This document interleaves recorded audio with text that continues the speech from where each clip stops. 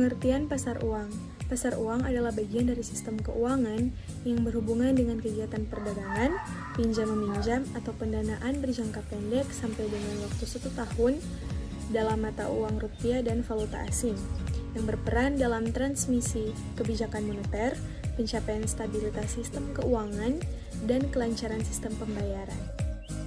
Dalam rangka menetapkan dan melaksanakan kebijakan moneter, Bank Indonesia melakukan pengendalian moneter melalui pasar uang baik rupiah maupun valuta asing untuk meningkatkan efektivitas kebijakan moneter, makroprudensial, sistem pembayaran dan pengelolaan uang rupiah yang baik dilakukan oleh Bank Indonesia. Diperlukan pendalaman pasar keuangan guna mencapai pasar uang domestik yang efisien, likuid, dan aman. Pasar uang yang efisien, likuid, dan aman tidak hanya akan mendukung efektivitas kebijakan moneter, makroprudensial, sistem pembayaran, dan pengelolaan uang rupiah, tapi juga dapat memberikan fleksibilitas bagi pelaku pasar dalam rangka pengelolaan dana, baik untuk kegiatan pendanaan, investasi, maupun kegiatan ekonomi lainnya. Oleh karena itu, Bank Indonesia perlu mempercepat proses pendalaman pasar uang melalui pengaturan, perizinan, pengembangan, dan pengawasan yang komprehensif terhadap berbagai transaksi dan instrumen di pasar uang. Pengaturan pasar uang juga dilakukan dengan memperhatikan peraturan perundang-undangan mengenai perbendaharaan negara terkait penggunaan instrumen surat utang negara sebagai instrumen moneter melalui operasi moneter yang dilakukan antara lain dengan transaksi purchase agreement atau repo. Pengaturan pasar uang dimaksudkan untuk memberikan landasan hukum sehingga dapat menjadi pedoman dan memberikan kepastian hukum bagi pelaku pasar dalam transaksi di pasar uang. Fungsi pasar uang. Pertama, sumber pendanaan. Sumber pendanaan. Pasar uang adalah sarana yang mempertemukan pemilik modal dengan peminjam modal. Bagi pencari modal, uang atau dana yang dimiliki oleh investor dapat digunakan untuk pembiayaan modal kerja atau ekspansi usaha. Dengan demikian, pasar uang merupakan salah satu sumber pendanaan yang dapat dimanfaatkan para pencari modal. Sarana investasi. Pemilik modal dapat menyalurkan dana yang dimilikinya dalam pasar uang sehingga uang tersebut dapat berputar, bahkan memperoleh keuntungan di kemudian hari. Kegiatan ini juga disebut investasi. 3. Melibatkan partisipasi masyarakat. Dengan adanya pasar uang, masyarakat bisa menempatkan kelebihan dana yang dimiliki melalui penjualan surat-surat berharga berjangka pendek. Surat berharga jangka pendek ini diterbitkan oleh pemerintah guna memperoleh tambahan modal untuk mendukung pembangunan negara. 4. Menjaga stabilitas perekonomian. Salah satu tujuan utama pencari modal dalam jangka pendek adalah memenuhi kebutuhan mendesak akan pembiayaan. Ini bisa berlaku bagi perusahaan maupun perorangan. Jika kebutuhan itu tidak terpenuhi, pendapatan sebuah perusahaan bisa saja terganggu bahkan mengalami pailit. Angka pengangguran pun tak dapat dihindarkan dan berimbas pada defisit pertumbuhan ekonomi. Dan yang terakhir, menjadi fasilitator dan mediator. Pasar uang mempertemukan antara pihak yang memiliki kelebihan dana atau investor atau pemilik modal dengan pihak yang membutuhkan dana atau peminjam atau pencari modal. Instrumen-instrumen dalam pasar uang. Yang pertama ada sertifikat Bank Indonesia. SBI adalah bentuk pengakuan utang jangka pendek dengan sistem bunga atau diskonto. SBI memiliki jangka waktu tempo untuk pencairannya. Artinya, apabila jangka waktu tempo tiba, pembeli bisa menjualnya kembali ke Bank Indonesia. Waktu jatuh tempo ini biasanya 1-12 bulan sejak diterbitkan. Dengan kata lain, jika dijadikan instrumen investasi, SBI termasuk investasi jangka pendek. Sertifikat ini bisa dibeli oleh siapa saja, baik instansi maupun individu, baik warga Indonesia maupun warga negara asing di pasar sekunder. Penjualannya sendiri dilakukan oleh bank-bank anggota operasi moneter.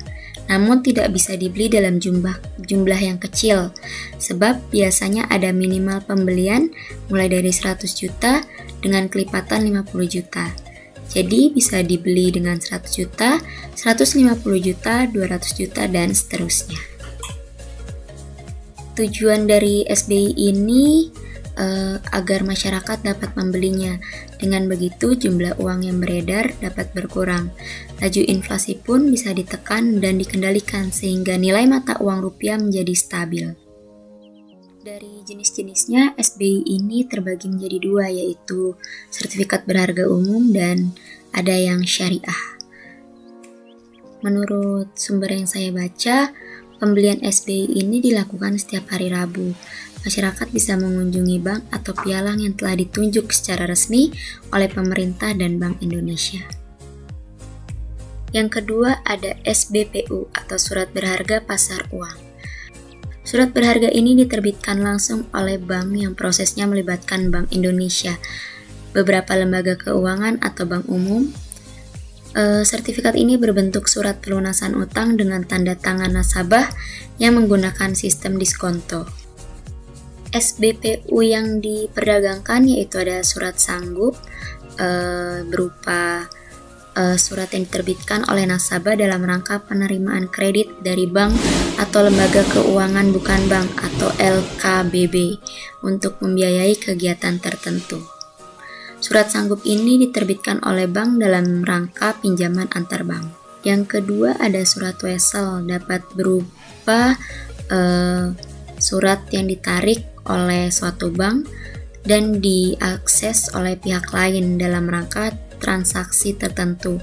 Penarik atau pihak tertarik adalah nasabah bank atau LKBB. SBPU yang diterbitkan tidak dalam rangka kredit. Sebagian besar atau seluruh dana berasal dari BLBI. Penjualannya dilakukan secara lelang dengan sistem diskonto. Selanjutnya yaitu call money. Call money juga disebut sebagai money at call, adalah pinjaman keuangan jangka pendek yang dibayarkan segera dan secara penuh saat pemberi pinjaman meminta. Tidak seperti pinjaman berjangka yang memiliki jatuh tempo dan jadwal pembayaran yang ditetapkan. Call money tidak harus mengikuti jadwal tetap dan pemberi pinjaman juga tidak harus memberikan pemberitahuan pembayaran sebelumnya. Pialang menggunakan uang panggilan sebagai sumber pendanaan jangka pendek untuk mempertahankan akun margin untuk kepentingan pelanggan mereka yang ingin memanfaatkan investasi mereka. Dana dapat berpindah dengan cepat antara pemberi pinjaman dan perusahaan pialang. Untuk alasan ini adalah aset paling liquid kedua yang mungkin muncul di neraca setelah uang tunai. Treasury bills atau surat utang negara adalah instrumen pasar uang yang berbentuk penerbitan surat utang dari pemerintah kepada masyarakat umum untuk kurun waktu yang singkat. Nama instrumennya yaitu surat obligasi pemerintah. Surat utang negara atau SUN ini dapat berbentuk dari mata uang rupiah maupun valuta asing yang dijamin pembayaran bunga dan pokoknya oleh negara Republik Indonesia sesuai dengan masa berlakunya. Tujuan dari SUN ini ialah membiayai defisit APBN, selanjutnya menutup kekurangan kas jangka pendek, dan mengelola portofolio utang negara. Pemerintah pusat berwenang menerbitkan SUN setelah mendapat persetujuan dari DPR yang disahkan dalam kerangka pengesahan APBN dan setelah berkonsultasi dengan Bank Indonesia. Instrumen yang selanjutnya ada Bankers Acceptance. Adalah wesel yang ditarik dan diterima oleh bank. Sebelum diakspektansi, wesel bukan merupakan kewajiban bank, tapi hanya pemerintah penarik kepada bank untuk membayar sejumlah uang tertentu pada tanggal yang tertentu kepada orang yang disebutkan namanya atau kepada pembawa wesel. Bankers Acceptance ini adalah instrumen pasar uang yang hadir karena adanya perdagangan luar negeri, baik itu ekspor maupun impor. BA sendiri ini berbentuk wesel berjangka dengan cap accepted yang bisa diperjualbelikan di pasar uang. Kehadiran dokumen BA ini juga menjadi alat untuk menghindari kemungkinan gagal bayar yang dilakukan oleh pihak eksportir. Sistemnya ini bisa diklaim sejumlah nominal transaksi jual beli barang ekspor maupun impor yang sudah terjadi lalu ditambahkan dengan fee. Untuk jatuh temponya sendiri bervariasi sesuai dengan kesepakatan dalam pelunasan. Instrumen selanjutnya yaitu sertifikat deposito. Sertifikat deposito adalah produk yang ditawarkan oleh bank dan kredit union yang memberikan premi suku bunga sebagai imbalan bagi pelanggan yang setuju untuk meninggalkan setoran lump sum tanpa tersentuh untuk jangka waktu yang telah ditentukan sebelumnya. Surat berharga yang dapat dipindahtangankan dan diterbitkan langsung oleh bank dalam jumlah tertentu. Instrumen investasi ini sangat mudah untuk diperjualbelikan sebab terbentuk dari surat atas tunjuk. Instrumen selanjutnya yaitu commercial paper. Adalah surat promes jangka pendek tanpa jaminan yang diterbitkan oleh perusahaan dan pemerintah asing. Bagi banyak penerbit besar yang layak mendapatkan kredit. Commercial paper promise ini adalah alternatif berbiaya rendah untuk pinjaman bank. Emiten dapat secara efisien mengumpulkan dana dalam jangka jumlah yang besar dan lebih cepat, baik secara langsung atau melalui dealer independen, kekumpulan pembeli institusional yang besar dan beragam. Investor commercial paper promise ini mendapatkan hasil yang kompetitif dan ditentukan pasar dalam bentuk wesel yang jatuh tempo dan jumlahnya dapat disesuaikan dengan kebutuhan spesifik mereka. Instrumen selanjutnya itu repurchase agreement, yaitu mengacu pada teknis transaksi di mana pelaku pasar uang memperoleh dana yang tersedia segera dengan menjual surat berharga dan secara bersamaan setuju untuk membeli kembali surat berharga yang sama atau serupa setelah waktu tertentu dengan harga tertentu, yang biasanya mencakup bunga pada tingkat yang sudah disepakati. Instrumen selanjutnya yaitu instrumen pasar uang syariah. Sesuai namanya, instrumen investasi ini menggunakan sistem syariah yang berpedoman pada nilai-nilai agama Islam. Beberapa pilihan instrumen yang tersedia seperti Sertifikat Bank Indonesia Syariah, Repurchase Agreement SBIS, Instrumen Pasar Uang Antarbank Syariah, dan Repurchase Agreement SBSN, dan surat berharga lainnya. Partisipan utama pasar uang. Yang pertama itu bank komersial. Menurut Otoritas Jasa Keuangan atau OJK, bank komersial adalah sebuah bank yang melakukan kegiatan usaha secara konvensional atau berdasarkan prinsip syariah.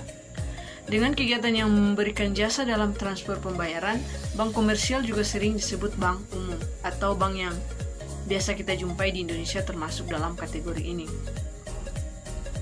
Bank memainkan 3 peran penting utama, yaitu yang pertama, bank meminjam di pasar uang untuk mendanai portofolio pinjaman mereka dan untuk memperoleh dana. Yang kedua, sebagai dealer di pasar derivatif suku bunga tanpa melalui bursa. Yang ketiga, untuk menyediakan sebagai imbalan atas biaya komitmen yang membantu memastikan bahwa investor di sekuritas pasar uang akan dibayar tepat waktu. Yang kedua, peran pemerintah dalam pasar uang adalah menghimpun dana dalam jumlah besar. Hal ini bisa ditempuh melalui berbagai cara seperti menerbitkan surat berharga atau menjual kewajiban jangka pendek. Yang ketiga, perusahaan. Bisnis non-keuangan dan bisnis keuangan non-bank mengumpulkan dana di pasar uang terutama dengan menerbitkan surat berharga. Dalam beberapa tahun terakhir, semakin banyak perusahaan yang memperoleh akses ke pasar ini. Perusahaan bisnis umumnya yang terlibat dalam perdagangan internasional juga menggalang dana di pasar uang melalui akseptansi bankir. Kemudian yang keempat, bursa berjangka. Kontrak berjangka pasar uang dan opsi berjangka diperdagangkan di bursa terorganisir yang menetapkan dan menegakkan aturan perdagangan. Kontrak berjangka pasar uang adalah perjanjian standar untuk membeli atau menjual sekuritas pasar uang pada harga tertentu pada tanggal tertentu di masa depan. Opsi berjangka pasar uang memberi pegangannya hak, tetapi bukan kewajiban, untuk membeli atau menjual kontrak berjangka pasar uang pada harga yang ditentukan pada atau sebelum tanggal yang ditentukan. Yang kelima, broker dan dealer. Kelancaran fungsi pasar uang sangat bergantung pada broker atau pialang, dan dealer, yang memainkan peran kunci dalam memasarkan instrumen pasar uang dan menyediakan pasar sekunder di mana kewajiban yang beredar dapat dijual sebelum jatuh tempo. Dealer menggunakan perjanjian pembelian kembali untuk membiayai persediaan sekuritas mereka. Dealer juga bertindak sebagai perantara antara peserta lain di pasar perjanjian pembelian kembali dengan memberikan pinjaman kepada mereka yang ingin meminjam di pasar dan meminjam dari mereka yang ingin meminjamkan di pasar. Broker mencocokkan pembeli dan penjual instrumen pasar uang berdasarkan komisi. Pialang memainkan peran utama dalam menghubungkan peminjam dan pemberi pinjaman di pasar uang dan juga aktif di sejumlah pasar lain sebagai perantara dalam perdagangan antar dealer. Keenam, yaitu Bank Sentral. Bank Sentral adalah partisipan kunci di pasar uang, sebab Bank Sentral mengontrol pasokan cadangan yang tersedia untuk bank dan lembaga penyimpan lainnya terutama melalui pembelian dan penjualan tagihan, baik secara langsung di pasar tagihan atau secara sementara untuk perjanjian pembelian kembali. Selain memastikan pasokan dana, Bank Sentral juga menerapkan sejumlah peraturan bagi keberlangsungan pasar uang. Hal ini bertujuan untuk memberikan landasan hukum yang dijadikan pedoman bagi para pelaku pasar uang. Pemegang otoritas tertinggi pasar uang di Indonesia adalah Bank Indonesia. Sementara di Amerika Serikat, otoritas ini juga dipegang oleh Bank Sentral Federal Reserve. Pengembangan pasar uang. Tujuan Bank Indonesia melakukan pengembangan pasar uang adalah 1.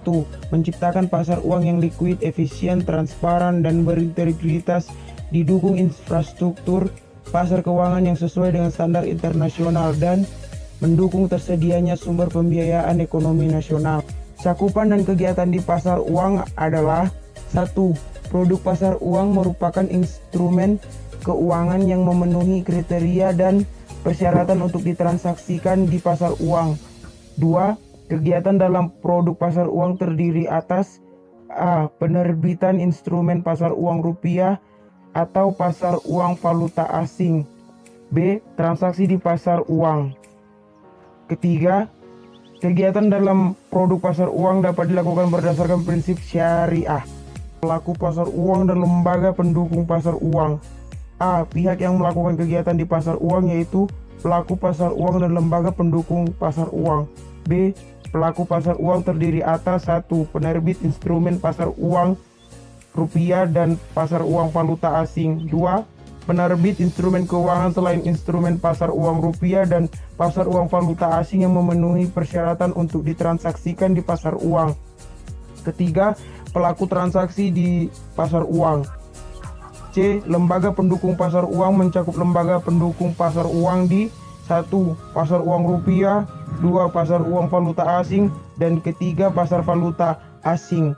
D. Perizinan bagi pelaku pasar uang, lembaga pendukung pasar uang, dan pihak yang memfasilitasi penyelesaian transaksi bilateral menggunakan mata uang lokal. E. Sertifikat treasury dan penerapan kode etik pasar. Harga acuan.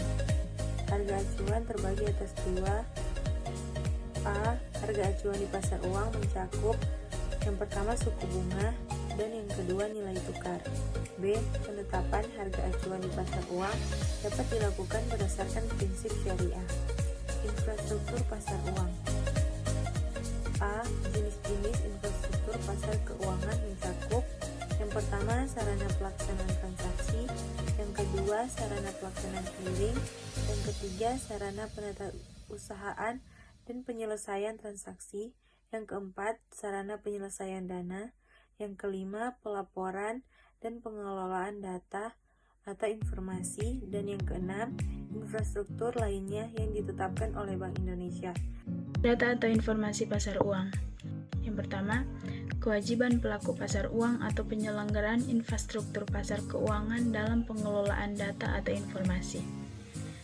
Yang kedua, kewajiban pelaporan data atau informasi bagi pelaku pasar uang dan penyelenggaraan infrastruktur pasar keuangan.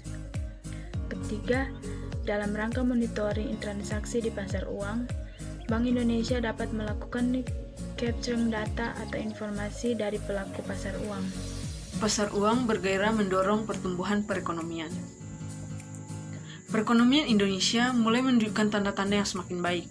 Pemulihan ekonomi Indonesia yang terus membaik serta penanganan penyebaran pandemi COVID-19 telah meningkatkan kepercayaan investor terhadap kondisi perekonomian Indonesia ke depan.